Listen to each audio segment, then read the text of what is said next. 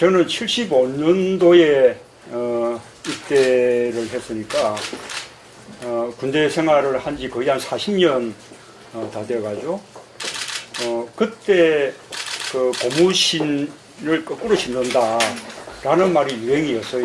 그러니까 누군가가 애인이 있거나 사귀는 사람이 있다는 것을 알면 고무신은 거꾸로 신게 마련이야, 너도 각오해, 이렇게 이제 늘 놀리고 그랬었거든요.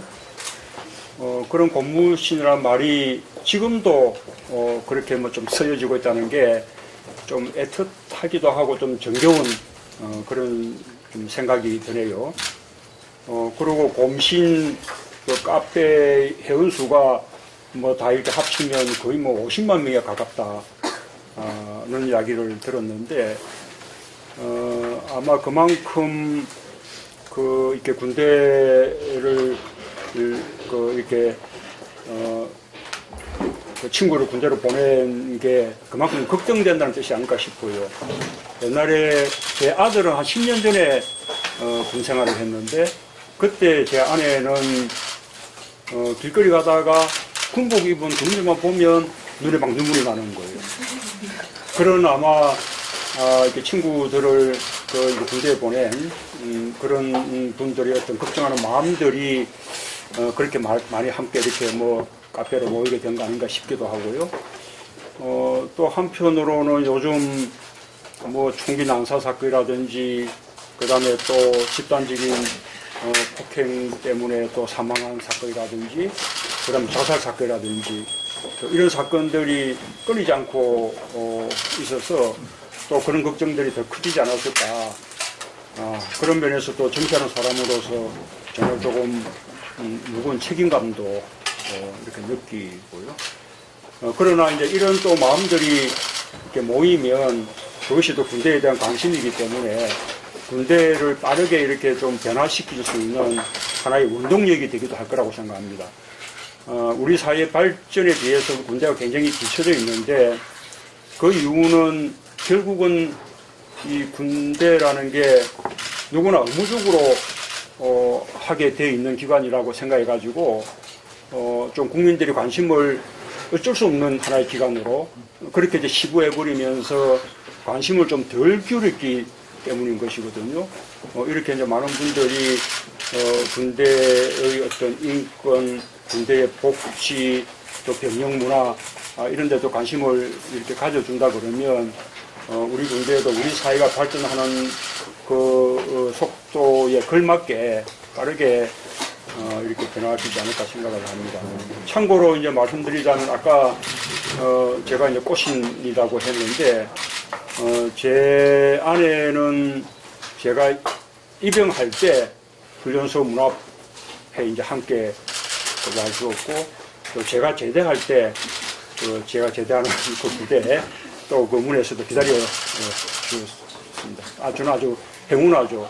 사실은 입대할 때만 해도 그것이 이제 무슨 좋긴 했는데, 거기 과연 이제 사랑일까 이런 것에 대해서 이제 확신까지 이제 하는 단계는 아니었는데, 오히려 이제 군대 이렇게 뭐 생활을 하면서 잘 못 보니까, 그러니까 이제 그런 만나지 못하는 것에 대한 갈증 이런 것들이 오히려 더 이제 사랑으로 좀 키워주고 발전시켜 준 것 같아요. 그래서 그런 면에서 저는 이제 꽃신을 이렇게 얻게 된 행운하기도 한데, 여러분들 모두 다 꽃신 되시기 바랍니다. 네, 감사합니다. 참여정부 때 그때 전방 GOP에서 총기 난사 사건이 있었거든요. 꽤 여러 명이 그때 이제 죽고 뭐 그랬죠. 그러고 난 이후에 그 원인도 이렇게 맞으면 집단적인 어떤 이짐에 그런 거 이제 겪다가 그에 대한 반발로 이제 결국 그런 상황에 이르게 된 것이어서 이렇게 병력 문화 개선, 그다음에 군 인권 보호 이런 이제 대책들이 막 강구가 됐었는데, 그 이후에 이명박 정부 들어와서 약간 또 방향을 바꿔가지고 오히려 그 군대의 어떤 뭐 전투력이랄까 뭐 이런 것을 더 강화하는 쪽으로 오히려 군기를 더 이렇게 세우는 쪽으로 방향이 바뀌었어요. 결국 이제 저는 이번에 임병장 사건이라든지 일련의 사건들이 그런 저는 영향이라고 생각하는데, 그건 어쨌든 이런 부분들은 하나의 딜레마죠. 그런데 저는 기준은 그렇게 세워야 된다고 봅니다. 옛날에 우리 세대들은 요즘 자라면서부터 학교 다닐 때부터 벌써 뭐 단체 기합이니 뭐 이런 것들을 겪어가지고 그런 일에 대해서 훨씬 이제 조금 담담하게 그렇게 임할 수도 있고, 또 문화 자체도 조금 더 이렇게 뭐 단체적이고 좀 국가주의적이고 이런 이제 문화 속에 있었는데, 요즘 이제 새로운 세대들은 아니지 않습니까? 아주 위계 질서 이런 거 싫어하고 권위주의 딱 싫어하고 아주 개성들 강하고 그렇기 때문에 지금은 이런 새로운 세대들의 어떤 그 성향을 현재 좀 맞추어야 된다고 생각을 해요. 그렇게 하는 것이, 그러면 군대가 기강이 서지 않아 가지고 과연 이제 뭐 전투력이 유지될 수 있는가라는 이제 의문도 있을 수 있는데, 그러나 이 군대 기강이나 전투력이라는 것이 억압으로 생기는 것은 아니거든요. 오히려 충분히 개성을 살려주면서 우리 미국 같은 군대 보면 세계에서 최강군 아닙니까? 무기 체계가 가장 우수하기도 하지만 오히려 그 사람들이 자유분방한 병영 생활을 통해서 오히려 더 큰 어떤 단결력을 찾아내고 하는 그런 것도 필요한 것이죠. 예, 뭐 그러고 종래에는 결국은 이제 모병제로 직업군인 체제로 가야 되고요. 지금 이제 징병제가 유지된다 그러면 이렇게 자꾸 이제 새로운 세대들의 어떤 자유분방한 성향들, 그 다음에 또 국가주의도 잘 없잖아요. 어찌 보면 이 세계 공동체, 이게 뭐 국가에 대한 이런 것들을 다 넘어서 가지고 오히려 인류 공동체 이런 제 의식들이 강하기 때문에 왜 우리가 이 국경선을 긋고 총을 들고 맞서야 되는가, 이런 거에 대한 그 생각들도 많이 이제 달라지죠. 그래서 이제 앞으로는 군대도 징병에 의존할 것이 아니라 그런 이제 생활을 또 선호하는 분도 있으니까 그런 분들한테 제대로 처우해 주면서 직업군인제로, 모병제로 이렇게 이제 발전해 가야 된다고 봅니다. 그것이 그 기간 동안 뭐 특히 또 군대 안 간 사람들에 비해서 굉장히 이제 손해 보는 기간 또는 뭐 무의미한 기간 이렇게 이제 생각하기가 쉬운 것 같은데, 그러나 반드시 그런 것은 아니라고 생각해요. 이 군대라는 기간이 오히려 좀 사회성을 키울 수 있는 그런 기간이기도 하고, 또 이렇게 다른 사람들하고 관계를 맺는 어떤 방법을 배우는 그런 기간이기도 하고, 그 다음에 또 우리 그 국가나 사회에 대해서, 또 가족에 대해서 또 새롭게 또 생각해 볼 수 있는 기간이기도 하거든요. 그런 이제 그 생각들이 좀 필요한 것 같아요. 우선은 이 군대 생활은 필연적으로 이렇게 집단 생활이잖아요. 그냥 잠시 이렇게 일과만 집단으로 하는 것이 아니라, 일과뿐만 아니라 일과 전후 하루 24시간 전부를 집단으로 이렇게 이제 지내게 되는데, 그런 어떤 집단적인 생활에 대해서 조금 익숙하고 맞아요, 사회성이 있는 사람들이 있는가 하면 또 그런 것에 대해서 굉장히 또 못 견뎌하는 그런 사람들이 있어요. 특히 요즘 이제 새로운 세대들은 집에서 다 귀하게 자라가지고 심지어는 무슨 화장실조차도 무슨 공중 화장실은 잘 사용하지 못한다거나 이런 사람들이 있을 정도니까요. 또 그런 반면에 옛날에 이제 제가 입대할 무렵에 같으면 전체 이 병력 자원 가운데 현역으로 입영하는 비율이 한 40% 정도? 40%가 안 됐었어요. 그런데 지금은 워낙 이제 출산율이 떨어져가지고 병력 자원이 부족하고 군대는 수는 유지가 되니까 지금은 현역 입영률이 91% 작년 금년 경우에, 그러니까 이제는 뭐 조금 사회성이 좀 부족한 사람들까지도 다들 이제 입영하게 돼가지고 그런 것 때문에 생기는 마찰들이 굉장히 이제 많은 거죠.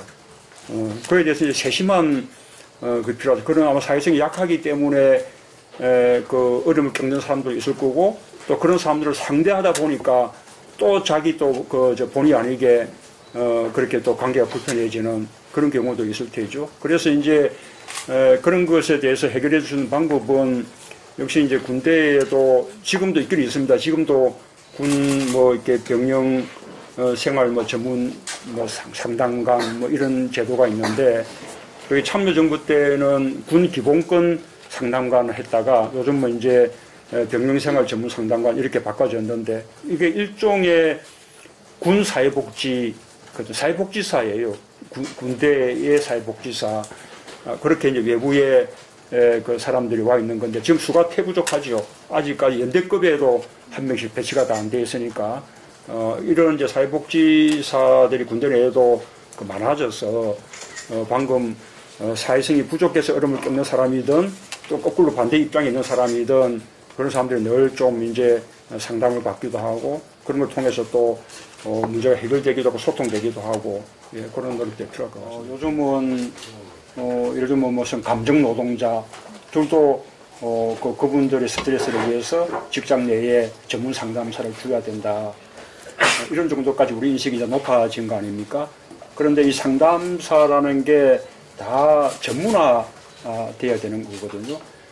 청소년 상담 따로, 뭐 부부 상담 따로, 또는 뭐 여성들 성폭력 피해자 상담은 또 다르고, 아동 상담은 또 다르고요. 그래서 이제 우리 이제 군 상담도 전문화 돼야 되는 거죠. 일종의 이제 군 사회복지사 이런 부분도 그런 부분에 대해서는 일종 별도의 앞으로 이제 자격증이랄까 이런 것이 필요하다고 생각이 됩니다. 그 군인들 그 급여 부분은 그런 거죠. 우리가 의무복무라는 것이 우리가 이제 국방 의무를 다 하라는 것이지, 그러나 그 기간 동안 이 장병들의 노동력을 무상으로 국가가 사용해도 된다 이런 뜻은 아니거든요. 제대로 이렇게 노동에 상응하는 급여를 지급해야죠. 그 부분도 굉장히 빠르게 발전하고 있는데, 옛날에 지금 한 10년 전 참여정부 출범할 때 2003년도에 병장 봉급이 한 2만 원 선이었어요. 네, 그건 뭐 말이 안 되죠. 그래서 이게 빠르게 높여야 된다 생각해가지고 참여정부 기간 동안에 무려 360% 정도 사병 봉급을 인상해가지고 마지막 해에는 거의 병장 봉급이 9만 원 선이 올라갔죠. 이제 그런 속도로 높여 나갔으면 지금은 뭐 아마도 이게 30만 원을 넘었을 거라고 생각하는데 그 이후에 이명박 정부 시절에 거의 동결되다시피 했다가 이제 대선 앞두고 또 이제 2012년도부터 또 높이기 시작하고 지난번 대선 때 뭐 저도 또 우리 박근혜 또 후보도 또 공약을 하고 이래가지고 지금은 거의 한 15만 원 올라갔죠. 내년도에도 15% 지금 인상안이 예산으로 지금 올라가 있는데 이제 그런 거에 대해서는 공감대가 있는 만큼 빠른 속도로 좀 좋아질 거라고 생각합니다. 그리고 또 그런 과정을 거쳐야만 나중에 우리가 큰 무리 없이 모병제로 이렇게 전환도 해 나갈 수가 있고요. 예, 오늘 이제 이렇게 좋은 말씀도 많이 들었는데 제가 이제 조금 이제 당부드리고 싶은 것은 그렇다고 해서 군대를 너무 부정적으로만 봐서는 안 된다고 생각을 해요. 예를 들면 뭐 군 내에서 자살 사고가 끊이지 않기 때문에 마치 이제 입대하고 난 이후에 여러 가지 뭐 집단적인 폭행이라든지 괴롭힘이라든지 이런 것들이 많아가지고 이제 자살을 하게끔 이렇게 이제 몰아넣는 것처럼 이렇게 인식들을 많이 하는데 그런 경우도 있겠지요. 그러나 전체적으로 보면 우리 사회 전체가 세계에서 가장 자살률이 높은 그 나라이고 또 그 연령대 20세부터 29세까지 그 연령대의 자살률을 놓고 비교해도 군대 자살률하고 바깥 일반 사회 자살률하고 비교해보면 오히려 일반 사회의 자살률이 더 이게 높아요. 우리가 이제 군대 자살에 대해서 신경을 쓰는 이유는 또 이제 그 집단 생활을 하고 가족들하고 유리된 가운데 생활을 하기 때문에 그런 식의 그 환경들이 조금 더 이렇게 자살을 우리가 예방하지 못하는 그런 이제 요소가 되지 않을까 해서 이제 우리가 더더욱 이제 각별한 신경을 기울이긴 해야 되는데, 군대가 특별히 막 자살을 많이 하게 만드는 그런 식의 곳이다라고 부정적으로 생각할 일은 아닐 것 같습니다. 아까 그 예로 뭐 이렇게 축구하다가 다쳤는데 제대로 돌봐주지 않았다. 저는 그런 것도 아마 일반 직장에서도 마찬가지 아닐까요? 만약에 우리 무슨 산에 체육대회 같은 거 했는데 내 무릎 까이가지고 다음날 아파서 결근하겠다 그러면 당장 나중에 상태가 확인되기 전까지는 그냥 깨병같이 이렇게 막 생각하고, 이런 것이 아직 우리 사회 전체에 좀 뭔가 이렇게 배려가 부족한 것이 남아 있거든요. 그런 연장 근무에 대해서 제대로 수당 지급하지 않는 것도 우리 일반 직장에서 뭐 비일비재한 그 현상들이고요. 이제 우리 사회가 이제 함께 발전해 나가면 또 우리 또 군대도 또 따라서 또 발전해 갈 거라고 그렇게 이제 생각이 좀 되네요. 저는 이제 개인적으로는 제가 군대에 입대했을 때 저로서는 굉장히 그러니까 가장 제가 힘들었을 때였어요. 학교에서 제적당하고 구속됐다가 이제 석방 하니까 바로 이제 입영영장이 기다리고 있었죠. 신체 검사도 받지 않았는데 그냥 영장이 나온 거예요. 신체 검사 결과하고 무관하게 입영을 해라는 건데, 그 시절에 있었던 강제 징집 뭐 그런 이제 시작이었죠. 그래서 굉장히 이제 정신적으로 이제 힘든 기간일 수 있었는데, 그러나 이제 아까 제 아내가 그러나 이제 그때 좀 자유롭지는 못했지만 그러나 이렇게 계속 사귐을 유지할 수 있었고, 또 이렇다는 것이 저한테 굉장히 큰 위안도 되고 힘을 준 것 같아요. 그것이 군대를 아주 또 잘 견디게 만든 그런 뭐 뒷받침이기도 했고요. 다들 여기 계신 분들 보니까 아마 덕분에 우리 그 군화들도 군대 생활을 아주 건강하게 잘 하지 않을까 싶네요. 다들 꽃신? 예, 꽃신들 되시기 바랍니다. 자, 오늘 다들 좋은 말씀들 고마웠습니다. 제가 특히 국회의 제 상임위원회가 국방 위원이기도 하거든요. 오늘 들은 말씀들 우리 국가의 국방 정책에도 반영될 수 있도록 저도 노력할게요. 네. 네, 고맙습니다. 예.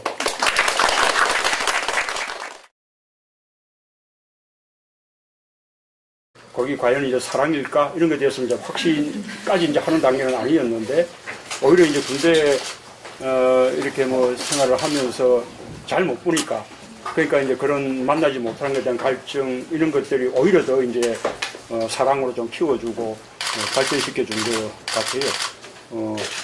그래서 그런 면에서 저는 이제 꽃신을 이렇게 얻게 된 공훈아기도 한데, 여러분들 모두 다 꽃신 되시기 바랍니다. 네, 감사합니다.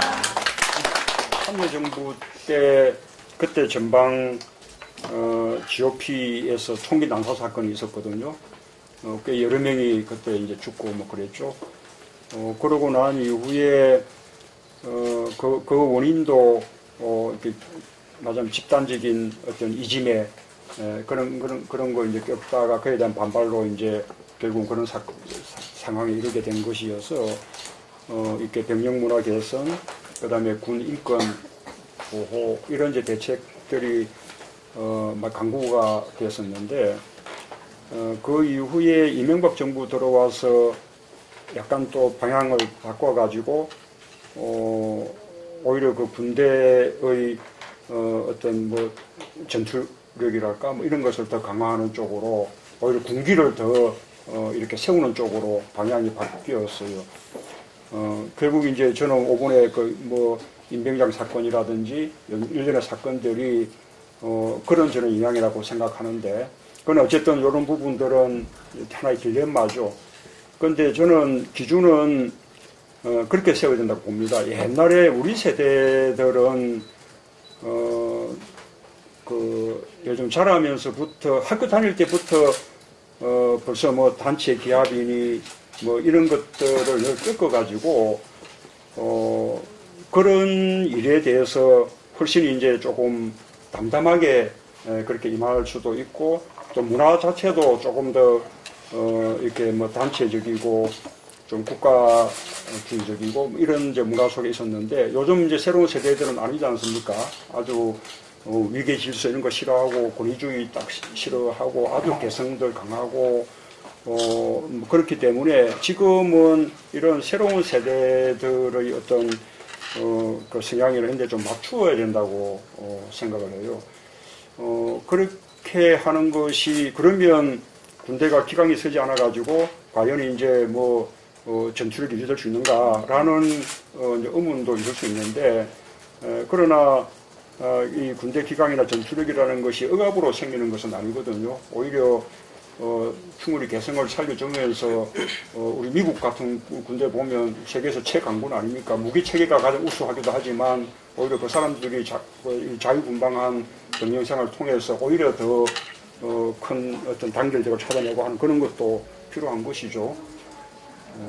예, 뭐 그러고 종래에는 결국은 이제 모병제로 직업군인 체제로 가야 되고요. 지금 이제 징병제가 유지된다 그러면 이렇게 자꾸 이제 새로운 세대들의 어떤 자유분방한 성향들, 그 다음에 또 국가주의도 잘 없잖아요. 어찌 보면 이 세계 공동체, 이 뭐 국가에 대한 이런 것들을 다 넘어서 가지고 오히려 인류 공동체 이런 제 의식들이 더 강하기 때문에 왜 우리가 이 국경선을 걷고 총을 들고 맞서야 되는가 이런 거에 대한 그 생각들도 많이 이제 달라지죠. 그래서 이제 앞으로는 군대도 징병에 의존할 것이 아니라 그런 이제 생활을 또 선호하는 분도 있으니까 그런 분들한테 제대로 처우해 주면서 직업군인제로 모병제로 이렇게 이제 발전해 가야 된다고 봅니다. 그것이 그 기간 동안 뭐 특히 또 군대 안 간 사람들에 비해서 굉장히 이제 손해 보는 기간 또는 뭐 무의미한 기간 이렇게 이제 생각하기가 쉬운 것 같은데 그러나 반드시 그런 것은 아니라고 생각해요. 이 군대라는 기간이 오히려 좀 사회성을 키울 수 있는 그런 기간이기도 하고 또 다른 사람들하고 관계를 맺는 어떤 방법을 배우는 그런 기간이기도 하고 그 다음에 또 우리 그 국가나 사회에 대해서 또 가족에 대해서 또 새롭게 또 생각해 볼 수 있는 기간이기도 하거든요. 그런 이제 그 생각이 좀 필요한 것 같아요. 우선은 이 군대 생활은 필연적으로 이렇게 집단 생활이잖아요. 그냥 잠시 이렇게 일과만 집단으로 하는 것이 아니라 일과뿐만 아니라 일과 전후 하루 24시간 전부를 집단으로 이렇게 이제 지내게 되는데 그런 어떤 집단적인 생활에 대해서 조금 익숙하고 맞아요. 사회성이 있는 사람들이 있는가 하면 또 그런 것에 대해서 굉장히 또 못 견뎌하는 그런 사람들이 있어요. 이문에 또 사망한 사건이라든지 그다음 자살 사건이라든지 이런 사건들이 끊이지 않고 있어서 또 그런 걱정들이 더 커지지 않았을까. 그런 면에서 또 정치하는 사람으로서 정말 조금 무거운 책임감도 이렇게 느끼고요. 그러나 이제 이런 또 마음들이 이렇게 모이면 그것이 또 군대에 대한 관심이기 때문에 군대를 빠르게 이렇게 좀 변화시킬 수 있는 하나의 운동력이 되기도 할 거라고 생각합니다. 우리 사회 발전에 비해서 군대가 굉장히 뒤처져 있는데 그 이유는 결국은 이 군대라는 게 누구나 의무적으로 하게 돼 있는 기관이라고 생각해 가지고 좀 국민들이 관심을 어쩔 수 없는 하나의 기관으로 그렇게 이제 시부해 버리면서 관심을 좀 덜 기울였기 때문인 것이거든요. 이렇게 이제 많은 분들이 군대의 어떤 인권, 군대의 복지, 또 병영 문화 이런 데도 관심을 이렇게 가져준다 그러면 우리 군대도 우리 사회가 발전하는 그 속도에 걸맞게 빠르게 이렇게 변화되지 않을까 생각을 합니다. 참고로 이제 말씀드리자면 아까 제가 이제 꽃신이라고 했는데 제 아내는 제가 입영할 때 훈련소 문앞에 이제 함께 와주었고, 또 제가 제대할 때, 제가 제대하는 그 부대에 또 그 문에서도 기다려 주었습니다. 저는 아주 행운하죠. 사실은, 입대할 때만 해도 그것이 이제 무슨 좋긴 했는데,